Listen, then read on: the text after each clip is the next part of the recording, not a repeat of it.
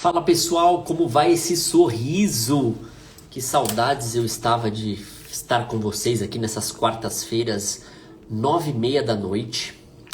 Eu vou deixar aqui fixado sobre o nosso assunto, tomografia 3D. Maravilha! Com a nossa convidada Cláudia Coscarelli, a grande Claudinha. Eu vou fixar que eu acho que é importante. Essa live é para você dentista, essa live é para você paciente também. Sejam todos bem-vindos aqui. Camila, deixa eu fixar a nossa pauta de hoje. Claudinha já chegou por aqui. Muito bem, eu já vou puxar ela. Hoje a gente fica limitado, talvez, com raio-x tradicionais? Acho que sim. Hoje a gente deve ficar limitados com alguns raios-x tradicionais. Grande Rick, fala meu irmão, tudo bem? E por isso que a Claudinha vem aqui explicar pra gente se a tomografia 3D é pra todo mundo ou não. Certo, Claudinha? Deixa eu te puxar aqui. Eu te espero aqui, Claudinha. Vê se você... Tô te puxando aqui. Faz o pedido. A Cláudia é uma referência em imagem. Ela é uma referência nos diagnósticos odontológicos. Então a gente precisa entender a importância real das tomografias 3D. Te achei, Claudinha.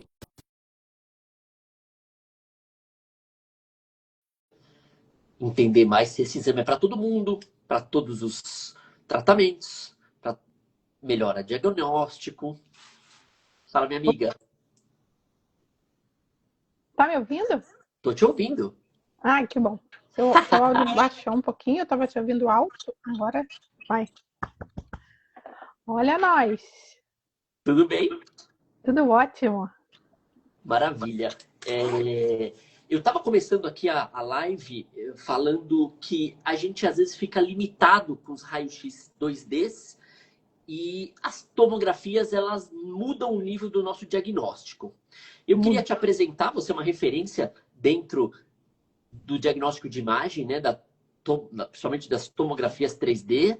E eu queria que você falasse um pouquinho sobre você também, acho que é importante. Boa noite, Fernando. Obrigado pelo convite, né? O dia começa cedo, mas ainda não acabou com esse nosso bate-papo a respeito da tomografia, né? Do exame tridimensional. Quem é a Cláudia, né? A Claudinha. Eu adoro ser chamada de Claudinha. Eu sou uma dentista apaixonada pelo diagnóstico. E a radiologia me fez entender que o mundo preto, branco e cinza é tão legal quanto o dia a dia na boca do paciente. E daí eu me apaixonei por isso e tive como propósito fazer com que o dentista entenda a importância desse exame lá no dia a dia, no consultório, né? Eu sou de uma geração que não aprendeu a tomografia na faculdade e que teve que entender como esse exame traz uma potência maior para o dentista, porque quando a gente acerta no diagnóstico, a gente acerta tudo aquilo que a gente tem para entregar. E eu adorei que você falou para os dentistas e para o paciente, muito provavelmente a tua audiência também tem muitos pacientes, né? Porque você se comunica de uma forma tão simples que eu acho que os pacientes te procuram, não só para ser seus pacientes, mas terem você como um educador. E aí, o paciente também precisa entender que esse exame existe, que é o primeiro ponto. Esse exame existe. Tomografia de dente, sim, né? Esse exame existe e esse exame começa quando uma dúvida daquilo que está acontecendo com o paciente, na boca do paciente, não corresponde ao exame que ele está vendo 2D. Então, sabe quando falta um pedaço do quebra-cabeça? Tem alguma coisa que não fecha? E aí há aquela dúvida. E muitas vezes o dentista não pede esse exame porque talvez o paciente não vai aceitar. Mas e se o paciente soubesse disso e ele, né, acatasse esse exame com facilidade? Então, a gente pode realmente falar para essas duas pontas. Educando. É isso que eu quero trazer na live. Então, um projeto também paciente, um projeto dentista e um projeto de casos clínicos. Eu vou para uma primeira frase. Por que você acha que a tomo mudou tanto a odontologia? E se mudou alguma coisa com a tomografia?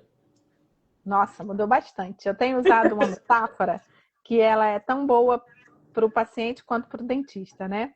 O exame panorâmico, e vou pegar uma folha de papel aqui. O exame panorâmico, quando impresso, ele é uma folha, né? E aí eu fiz a metáfora de que esse exame é um mapa de papel, que a gente se localiza, entende o terreno, sabe, né, as estruturas que estão ali, mas a gente não consegue navegar por esse relevo, a gente não consegue entrar dentro desse mapa. Então, o exame 2D é sempre o exame inicial, a gente começa com o exame mais simples. E por que a tomografia mudou tanto? Porque ela vai fazer o papel do Waze, do GPS. Igual a gente entra no carro hoje e a gente, mesmo conhecendo o caminho, a gente liga o GPS. Porque a gente quer o quê? Previsibilidade, a gente quer estratégia, a gente quer saber que horas a gente vai chegar, a gente quer saber qual o melhor caminho. Então, por que a tomografia muda tanto a rotina, né, do dentista e a experiência do paciente? Porque vai servir como um GPS. O dentista já sabe o caminho, já sabe o que tem que fazer, mas ele vai querer saber qual o melhor caminho, se tem algum obstáculo naquele caminho e qual a melhor estratégia para chegar naquele lugar que ele já conhece. Então, eu acho que é por isso que ela muda tanto o que a gente pode entregar para o paciente. Ela vem com mais precisão ali, né, do que esses raios-x convencionais, que são as periapicais, as panorâmicas. Ela Tá bom. tira a sobreposição da imagem. Quando a gente está no exame 2D, o que está por trás aqui está sobreposto. Então, se você vê um pouquinho assim, ou se está totalmente sobreposto, você não consegue saber se tem alguma coisa aqui no meio. E quando a gente olha de forma tridimensional, a gente está vendo todo esse volume e está vendo em vários planos. E é por isso que ela permite que a gente navegue nesse exame. Em vários planos. E vamos tirar uma objeção, que é a radiação. Não sei se essa pergunta é muito comum para você, mas os meus pacientes também ficam preocupados e têm dúvidas de dentista. Eu tenho medo dessa radiação, ficar tirando raio-x. Imagina uma tomografia, então, é tão precisa. Me conta um pouquinho sobre essa radiação, se é perigosa ou não. Essa radiação não é perigosa, a gente recebe outras fontes de radiação no nosso dia a dia. Até uma castanha, até uma viagem de avião, né? A gente também está exposto a isso. Um dia de praião lá, ó, de boa, também é uma radiação. Ah, mas eu não vou à praia. O efeito dessa radiação, ele não gera um efeito cumulativo para que gere algum problema. E a tomografia que o dentista usa é uma tomografia que se chama cone beam, que tem o feixe cônico, né, de radiação, e que ela tem uma dose baixa. Os equipamentos trabalham com KV e MA baixo. Então, dependendo do tamanho do FOV, da extensão do volume, uma tomografia tem a mesma dose de radiação de uma periapical completa. Então, não há motivo para se preocupar com isso. E se houver justificativa onde essa imagem vai esclarecer alguma coisa, esse exame deve ser usado. Me explica uma coisa que é muito comum em clínicas, na minha. Doutor, você me pediu uma tomografia computadorizada 3D, maravilha. Eu tenho um convênio, eu vou fazer lá no hospital. Isso é uma dúvida comum. E às vezes a gente posiciona o paciente que não é a mesma coisa, ou não é o mesmo exame, na verdade, que são feitos em radiologias próprias. E é comum o paciente trazer as tomografias do crânio de hospital para dentro de clínicas. Você acha que o dentista às vezes não comunica, ou o paciente às vezes se antecede e fala, não, eu sei que o exame eu vou resolver isso fácil. Você vê isso é uma realidade? Isso já foi mais realidade, porque o dentista começa, né, há uns 20 anos atrás, talvez, usar esse tipo de tomografia, a tomografia cone beam, essa específica da clínica radiológica odontológica ainda não existia no Brasil. E óbvio que a gente precisava de um diagnóstico tridimensional. Com isso, era uma saída usar a clínica radiológica médica ou os pequenos hospitais, enfim, serviços comuns, até porque usava-se o convênio médico. Com a chegada da tomografia Cone-Beam, o primeiro ponto que a gente tem de diferença é essa dose de radiação. A dose de radiação da tomografia, eu vou chamar de médica aqui, didaticamente, no ambiente médico, é maior do que a Cone-Beam. E ela não tem, às vezes não, quando a indicação do exame é para olhar um detalhe muito pequeno, como, por exemplo, um canal, né, a dúvida de um canal não tratado num dente, ela não tem a especificidade para mostrar aquele detalhe. Então, a gente precisa de uma tomografia que tenha uma resolução necessária para enxergar aquele detalhe que o dentista precisa. Se fosse um caso de uma cirurgia de siso ou uma instalação de implante sem nenhum tipo de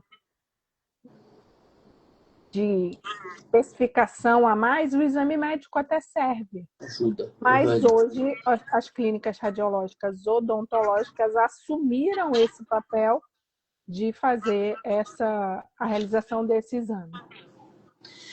Na sua concepção, agora visando o dentista, que erro que você acha mais comum quando esse dentista não pede essa tomografia? Claro, depende das suas especialidades. Eu, como implantodontista, às vezes, ou quase sempre, a tomografia ela é um padrão. Mas não foi assim no começo. Mas você acha que o dentista ele tem um erro, talvez o clínico, para tratamentos clínicos, você acha viável uma tomo? Eu queria que você me pautasse dentro de uma clínica quem deve pedir uma tomografia. Só especialistas? Um clínico não? Ou depende do tratamento? Depende de tudo isso. Na verdade, o que eu defendo é que o exame 3D, a tomografia, é um exame complementar quando você tem esse gap de diagnóstico. Então, você vê uma coisa na clínica, você vê a radiografia e fala, mas está faltando uma peça desse quebra-cabeça. Você fala, opa, essa pecinha desse quebra-cabeça pode estar escondida atrás da sobreposição de imagem. Então, isso serve para qualquer dentista. O dentista clínico geral do dia a dia, para o protesista, para o, sei lá.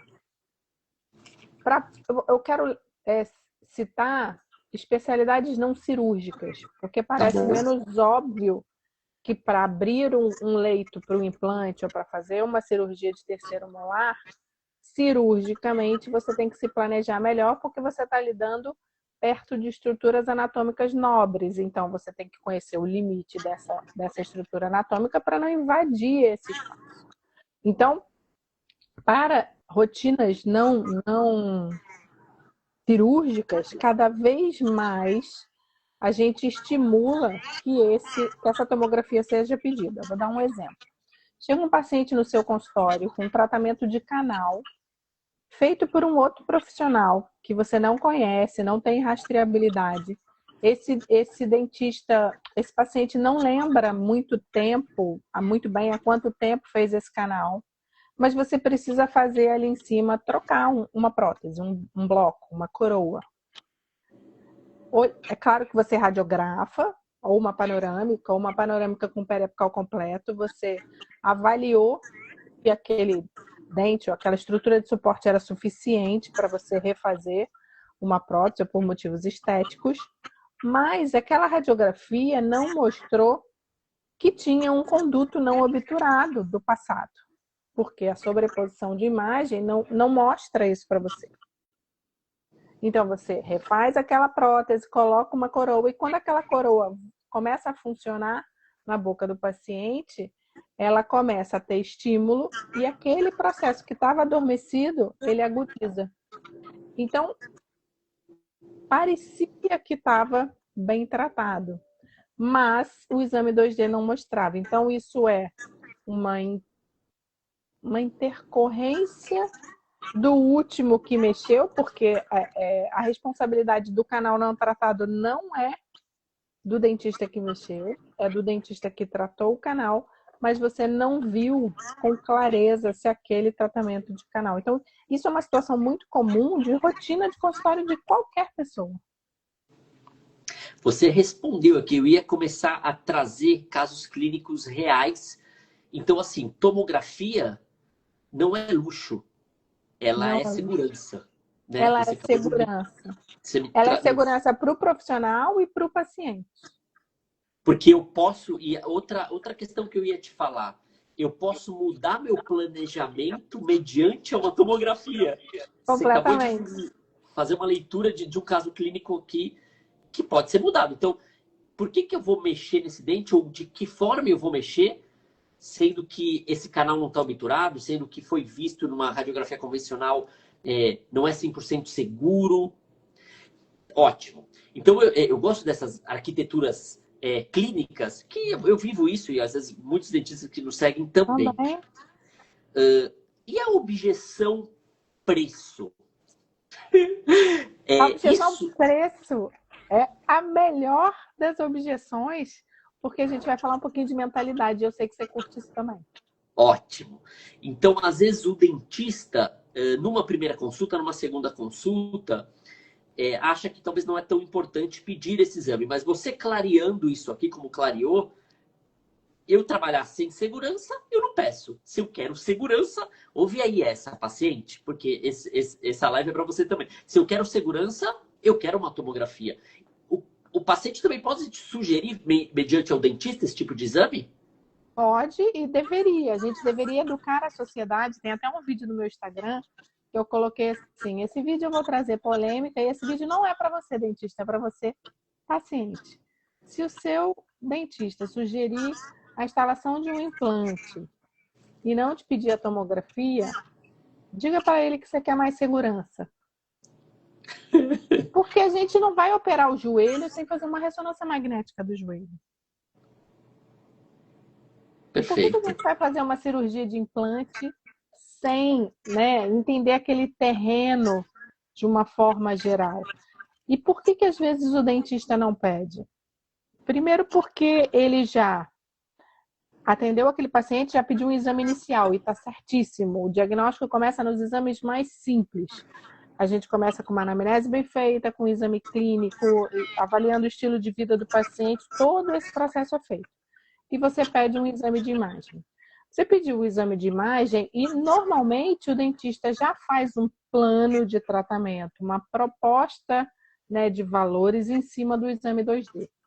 Quando no meio do caminho ele tem que pedir a tomo, pode gerar um desconforto no dentista e um desconforto no próprio paciente de pensar, ué, por que você está pedindo isso agora e você não pediu antes? E isso pode fazer com que ele recalcule toda a rota. Isso é muito bom, porque ele vê realmente a necessidade de fazer, mas pode gerar uma desconfiança desse paciente. E muitas vezes o dentista acha que se ele pedir esse exame, o próprio paciente vai achar caro. Na realidade, quem acha caro é o dentista. Por quê? Preço é o que a gente paga, é quanto custa. E valor é aquilo que ele te entrega.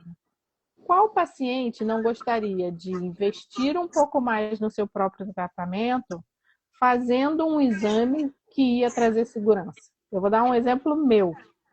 Eu fiquei grávida, já mais velha, e eu queria segurança no meu pré-natal. E eu tinha convênio e tinha uma obstetra que cuidou de todo o meu pré-natal. E em duas ultrassonografias que são as... E usei o meu convênio para fazer os exames. E em duas ultrassonografias que são muito importantes, ela falou, olha, essas duas eu quero que você faça nesse médico. Porque eu confio, porque ele vai ver, né, a morfológica e a translucência local, que são as duas principais ultrassonografias que podem mostrar má formação, e eu confio neste exame com esse profissional. Eu não perguntei quanto custava. Ela me entregou tanto valor e tanto zelo daquele cuidado que ela estava me oferecendo por obrigação, porque era a expertise dela, mas ela diferenciou nesse momento que a segurança que esse exame ia me trazer valia o dinheiro que eu ia investir nesse exame por fora. Me deixa aqui um conselho para o dentista falando dessa mentalidade, dessa questão de, pô, eu acho caro 300, 400 reais, 250. Que conselho que você dá para esse dentista? Você já falou muito de agregar esse valor, né? Isso você acha que é paulativamente ou na primeira, segunda consulta a gente já consegue já pedir esse exame para a gente não ter problemas no decorrer? Você consegue me dar um conselho para o dentista, tipo, ó, peça sempre, peça nesse tipo de tratamento, recalcule a rota no meio e tá tudo bem? Tá tudo bem. Se precisa recalcular a rota no meio do caminho, tá tudo bem. Por quê? O paciente chega com uma necessidade que às vezes não é o principal ponto que mostraria alguma coisa, tá? Mas eu vou dar um exemplo simples que pode acontecer. Ah, o paciente bateu o dente na piscina e quebrou só a pontinha aqui. Então ele busca o dentista porque essa estética incomodou ele. Uhum. E aí, bom, só quebrou a pontinha, não aconteceu nada. O dentista, às vezes, faz até uma radiografia no consultório, não aconteceu nada, restaura aqui. Um dente que sofreu um trauma, por exemplo, é um dente que precisa de acompanhamento. Porque pode ser que isso, em algum momento, evolua de alguma forma. Esse é o momento que eu teria uma tomografia como ponto zero, marco zero. Quando você chegou aqui com o seu dente quebrado, tomograficamente você estava assim, tá? E a gente vai acompanhar isso. Restaurei aqui, foi embora. Mas aparece um outro paciente que talvez tenha uma necessidade clínica mais complexa, mais reabilitadora, veio de um outro profissional que você não conhece, ou não trata o dente há muito tempo, fala, eu morro de medo de dentista, eu não vou ao dentista há muito tempo, ainda bem que eu te encontrei, doutor Fernando, porque o senhor se comunica do jeito que me dá segurança e tal.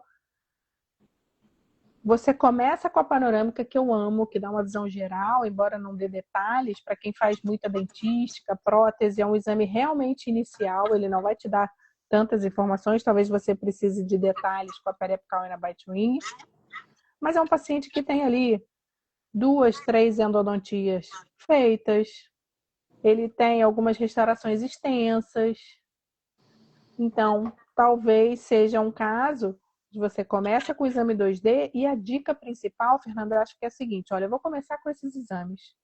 E esses exames são um mapa da sua boca. Eu vou entender esse terreno, eu vou entender que aqui, ó, tá faltando, possivelmente vai ser um implante. Aqui a gente tem um canal que você fez há muito tempo, a gente precisa verificar se vai mexer nesse dente ou não dentro desse decorrer. Então pode ser que mais adiante eu vá te pedir um outro exame. Mas por que, doutor, esse exame não responde? Ele responde parcialmente, mas eu preciso de um GPS para saber se realmente eu consigo entender qual a melhor forma de conduzir o seu tratamento. Então, depende da boca do paciente, depende da necessidade inicial desse paciente, mas sempre que houver necessidade, e aí eu acho que é outra dica interessante, de trabalhar em cima de um trabalho que não foi você que fez. Eu acho que a tomografia é um exame adicional. A literatura diz que pelo menos 50% das lesões periapicais existentes, elas não são visualizadas no exame periapical. Então, isso significa que de 100% dos pacientes que passam pela nossa mão, pelo menos 50% eu não estou vendo. Ah, Cláudia, então eu tenho que rastrear todo mundo tomograficamente? Não. Mas você vai fazer uma reabilitação extensa, você vai oferecer facetas, você vai oferecer um tratamento estético ou um grau de complexidade, onde esse paciente vai fazer um investimento de tempo e financeiro com você, não tem um motivo para você não suspeitar e não pedir em algumas regiões. Então, você vai usar de estratégia para conduzir isso, mas acho que se ao começar o tratamento você explicar que existe esse exame e que se houver necessidade você vai lançar a mão dele em algum momento, você está isento do por que você não viu isso antes? Por que no meu caso precisa? Meu marido veio aqui, tratou com você e para ele você não pediu? Então a gente vai comunicando de forma diferente. É um passo E o dentista precisa se sentir seguro para pedir. Porque quando ele acredita nesse exame, ele transfere esse valor para o paciente. E aí, quando a gente acredita, a gente transpira, né? Transborda essa necessidade, essa confiança, essa verdade. Eu acho que é isso. Deixa eu voltar um pouquinho em especialidade, que eu tenho uma dúvida. Eu, novamente, como implantodontista, a gente pede uma tomografia Cone-Beam, que eu quero esses traçados aí, cortes sagitais. Você me corrija se eu estiver falando errado. Para eu ver com clareza a quantidade de osso em largura e comprimento, para eu colocar o implante até de olho fechado. Às vezes eu brinco, porque me facilita demais uma tomografia. Quando vem um endodontista na minha clínica, ele trajeta diferente isso. Não, é FOV, exatamente essa palavra que você falou. E aí eu falo, uau, mas não é a mesma tomografia. Olha só, como dentro da odontologia há muitas diferenciações. Então, você me explica um pouquinho, até para mim, com clareza. Então, Vou o endo explicar, quer ver? pede Eu vou pegar um negócio aqui. Eu Ótimo. tenho um kit. O endodontista que faz canal pede um tipo de tomografia que é diferente do implantodontista que pede um tipo outro de tomografia. Uau! Isso às Como é vezes que não é funciona tão claro. isso, né? Vamos lá. Eu vou falar aqui do conceito de FOV, Field of View, ou campo de visão. Isso significa a quantidade de imagens que cabem num volume. Eu não vou nem mostrar o que é isso aqui que eu roubei do meu filho quando ele era pequeno. Mas está no meu kit aqui didático. Isso aqui corresponde, né? Talvez fosse um pouquinho maior a um FOV grande, pegaria a face toda. O FOV ele tem uma altura e tem um diâmetro. Tá? Ok. Então, quanto maior o FOV, maior a resolução. Um FOV grandão assim, praticamente quem usaria era a ortodontia ou a cirurgia ortognática, tá? A gente tem também o FOV médio. Meu kit de FOV médio foi extraído daqui, mas eu vou usar isso aqui, ó. Aqui não é redondo, mas eu teria uma altura e um diâmetro. Esse serve para quê, ó? Ou para a maxila completa, ou para a mandíbula completa. Então, você vai fazer implantes na maxila. Você tem ausências de pré-molares e você vai pedir uma arcada completa. Então, na clínica, esse FOV existe e o técnico vai encaixar ele ou na maxila ou na mandíbula. E ele vai te oferecer um exame com uma ótima resolução para você ver trabeculado ósseo, cortical óssea, a altura, a espessura desse osso, relação com as estruturas anatômicas. Porque você está vendo uma estrutura de tamanho médio, tá? Quando a gente vai para a endodontia, a gente tem que pensar naqueles microcanais, né? Aquela anatomia mais complexa. E aí a gente tem que usar o FOV pequeno. O que é o FOV pequeno? Ele tem um diâmetro e ele tem uma altura, que seria metade disso aqui, tá? E aqui, ó, cabe só ou os incisivos, ou o molar, ou um molar aqui embaixo, ou aqui. O que o endodontista precisa? Muito detalhe. Então, quanto menor o FOV, quanto menor o diâmetro e a altura, mais resolução existe, mais detalhe se explica. Mas vamos de novo para o exemplo do caso clínico. Você recebeu esse paciente que tem uma endodontia que você não conhece e você resolveu investigar. Para você investigar essa endodontia, você vai ter que pedir um FOV pequeno. Então, você pediu FOV pequeno em alta resolução do dente 26 para avaliação endodôntica desse dente. Suponhamos que esse dente não tinha um sinal clínico tão relevante, mas ele tinha uma fratura que impedia que esse dente permanecesse na boca. Esta mesma tomografia que você pediu para avaliar endodonticamente, ela serviria para você planejar o implante. Só que você usaria recursos diferentes para ter a informação que você precisa. Então serve. Agora, o ao contrário, às vezes não serve. Suponhamos que você precisa do implante de pré-molares, mas no dente 16 tinha um canal. E essa tomografia mostrou que tinha um canal não tratado. Eu via o canal não tratado, via uma lesão que eu não enxergava na periapical, mas o seu endodontista vai precisar ligar o GPS para achar onde está esse canal. essa tomografia de FOV médio não te deu a altíssima definição. Então, pode ser, dependendo do grau de dificuldade do caso, e o endodontista vai ver isso, que ele precisa, então, de uma outra tomografia com o FOV pequeno, mais específico para aquilo. Então, o FOV médio te serviu para os implantes. Se não tem mais nada que precisa ser visto em mínimo detalhe, essa tomografia serviu para toda a indicação. Mas se ali necessitava em algum ponto de visualizar mais detalhe, você precisaria, então, de 2 exames da mesma região, mas com capacidades diagnósticas diferentes pela resolução dessa imagem. Uau! Porque são 2 tomografias para o mesmo local, mas com visões diferentes. Com visões diferentes. Exatamente. Você acha que as clínicas radiográficas, claro que hoje tem grandes consultórios que já têm tomografias no circuito ali da clínica, mas ainda é um grau menor, né? Porque é um equipamento relativamente com custo mais alto. Bem caro. Você acha que a demanda de tomografia, com o decorrer dos anos, ela vai aumentar drasticamente, visando essa segurança e essa educação que a gente vem fazendo pelas redes? Eu estou dizendo drasticamente. Drasticamente. Acho, deveria. Deveria ser. A gente tem um paciente diferente, conectado, informado, que sabe das coisas. Então, um viés vai ser pelo próprio paciente, que vai te perguntar sobre isso, assim como ele pergunta da faceta, assim como ele pergunta do clareamento. É claro que não tem esse apelo estético para ele buscar tanta informação, mas ele vai saber. E eu creio que, a partir de um momento que o dentista passa por um caso específico, onde a tomografia mudou completamente a condução do caso, o rumo, ele vai falar, eu não posso me arriscar mais. Eu não posso botar em xeque tudo que eu aprendi, que eu sei entregar, porque eu simplesmente de um exame.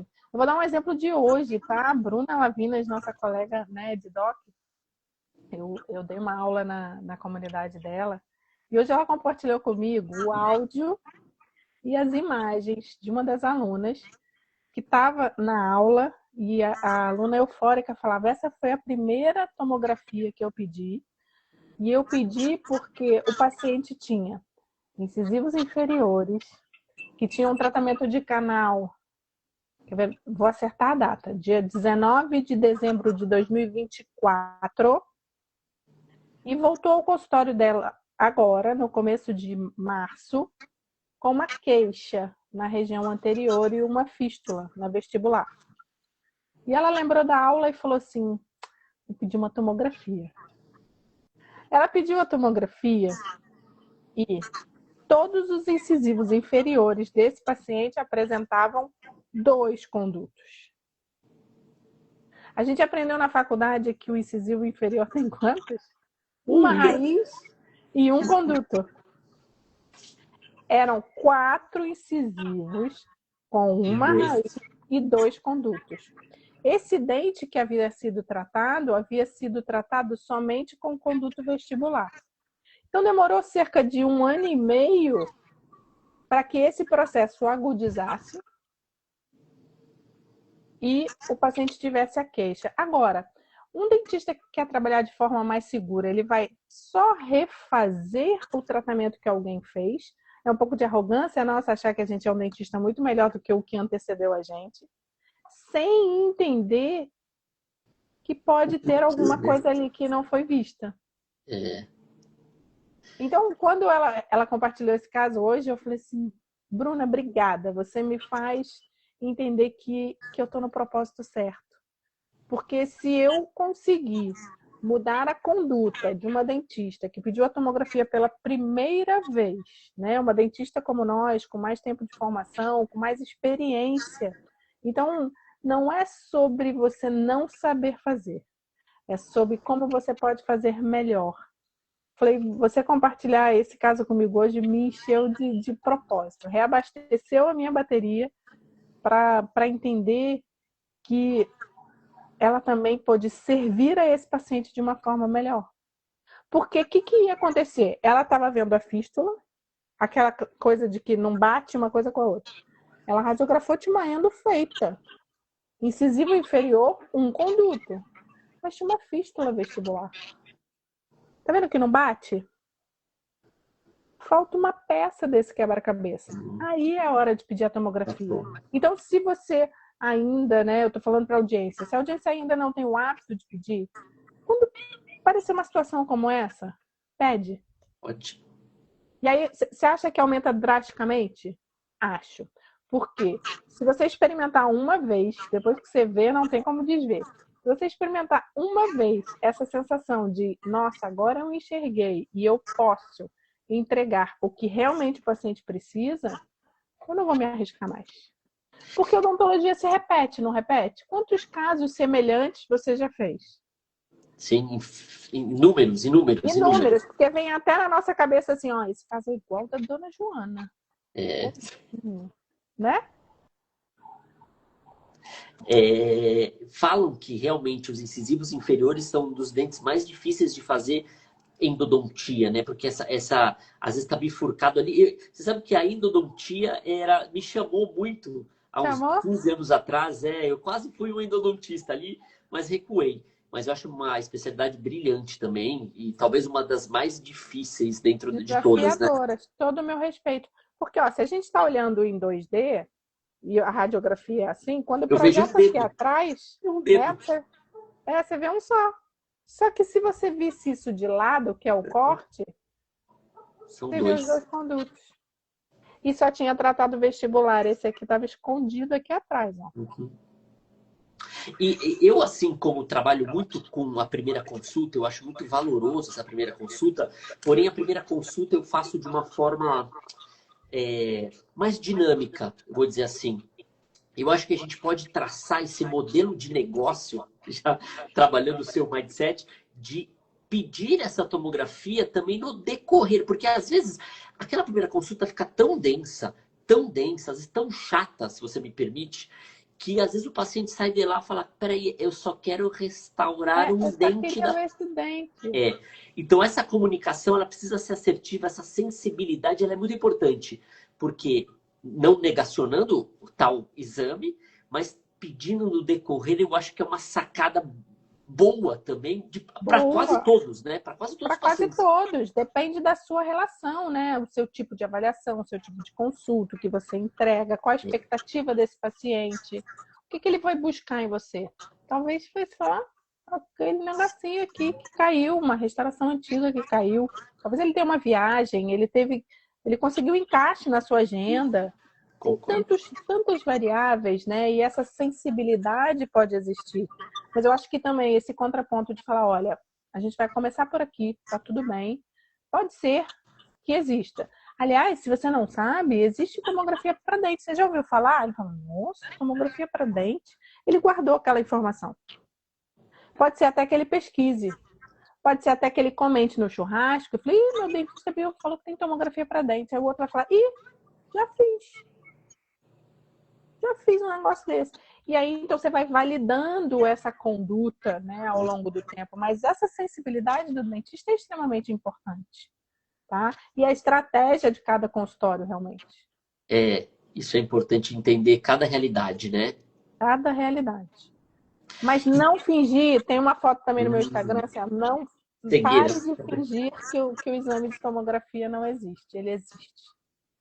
E faz parte da graduação também não trazer muito isso, porque a gente, às vezes, muitos professores já me falaram, poxa, Fê, a demanda que o MEC tem é muito grande. E claro que a gente quer pôr gestão, marketing, não é uma questão de não querer, mas às vezes não cabe dentro dessa trajetória de graduação, né? Porque às vezes a gente insiste muito, poxa, foi falha, tal. Às vezes não é isso, né? Também a gente precisa o quê? Se especializar, tentar procurar, melhorar.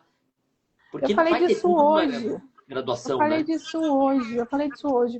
Às vezes, mesmo que caiba na grade e que o o graduando tenha tido acesso a isso, acho que ele ainda não tem maturidade clínica de tudo que ele recebeu de informação, porque ele tem que juntar a anatomia do primeiro período, com a radiografia do terceiro, com a situação do paciente, até ele conseguir fazer essa união de todas essas caixinhas de cada matéria que tem na faculdade.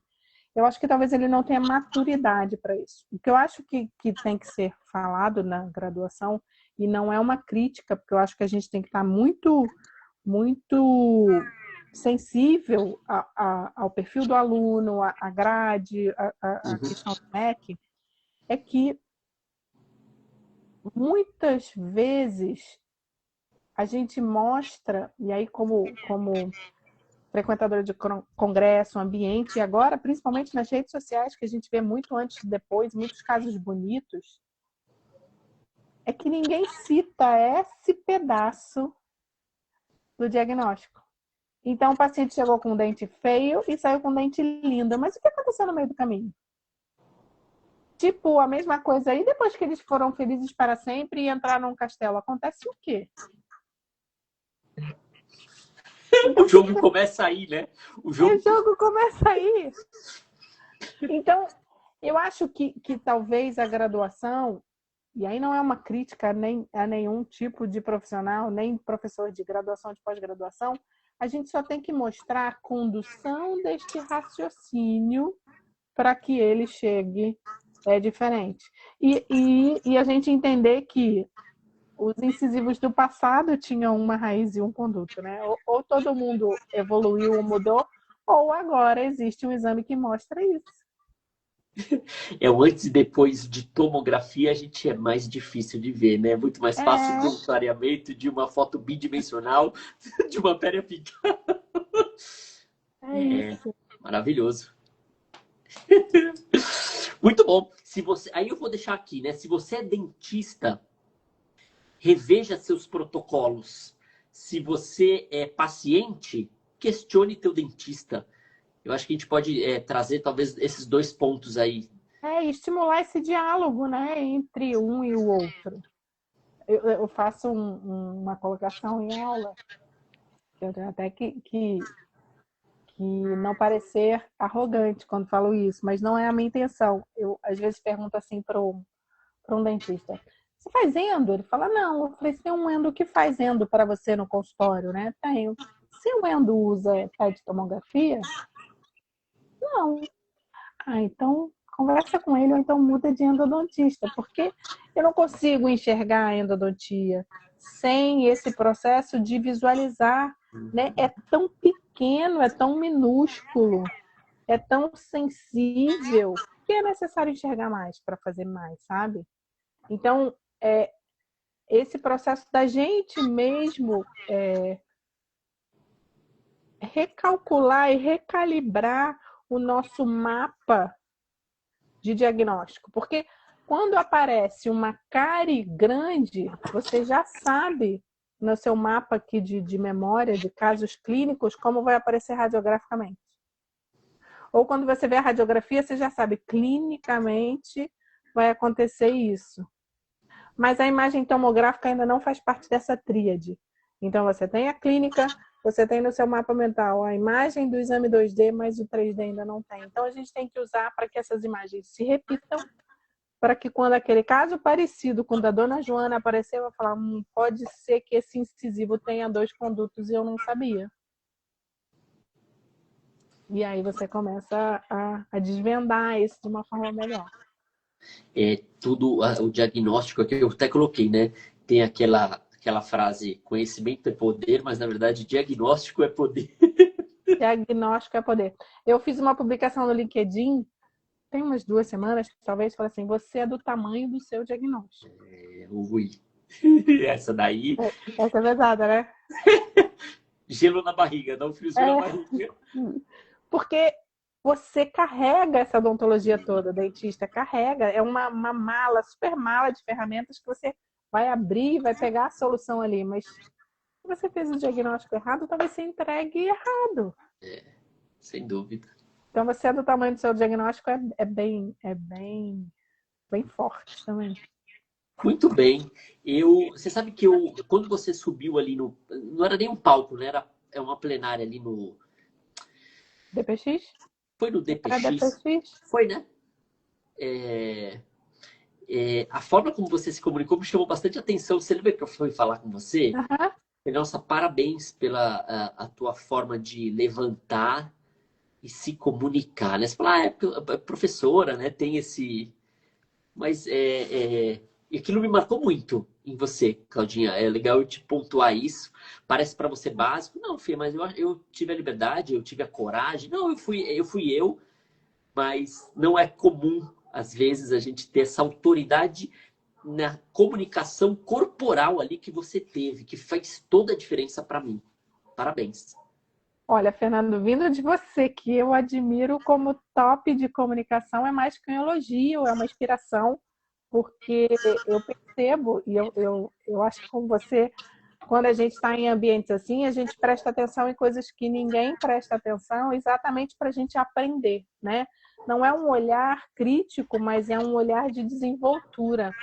Como isso impacta dentro desse processo. E eu tive o prazer de gravar um podcast com você lá no CIOSP, e eu fiquei encantada e vidrada. Hoje eu estava falando com a minha social media, tem uma live mais tarde e tal, com o Dr. Fernando Ferraz e tal. Eu falei, ele é aquele que eu te falei, que é uma explosão de comunicação, que eu gravei o podcast no CIOSP. Então, assim, minha admiração, a sua forma de se comunicar, a sua forma de trazer simplicidade, alegria, vitalidade à forma de se comunicar com o seu paciente, com a comunidade odontológica, enfim. Que delícia. E eu quero te trazer para o Sorriso Cast aqui, na Zona Norte, dentro do meu estúdio, tá? Já fica o convite, a gente vai bolar essa data, porque aí a gente vai ter Mais tempo. para a gente trazer essas que não são novidades, mas a gente vai educar mais esse paciente, esse dentista, que é o nosso propósito, certo? Certo. Obrigado, quero agradecer a todos. Eu vou deixar gravada essa live, tanto aqui no Instagram, depois vai estar lá no YouTube, no teu canal, certo? Certo. Maravilha. Obrigada, Fernando. Obrigada, viu? Um bom descanso. Pessoal, bom descanso para vocês. Eu não sei se vocês ouviram, e tomara que não. Tá tendo o jogo do Flamengo, na hora que fez um gol, teve uma gritaria aqui, mas acho que ninguém ouviu. Eu vou tirar uma selfie nossa aqui. Posso? Quem puder Claro. tirar selfie também e marcar a gente agradece. Maravilha. Agradecer a audiência, a gente se vê quarta-feira, 9h30. Obrigado, Lilian. Obrigado a todos. Obrigada. Valeu. Beijo.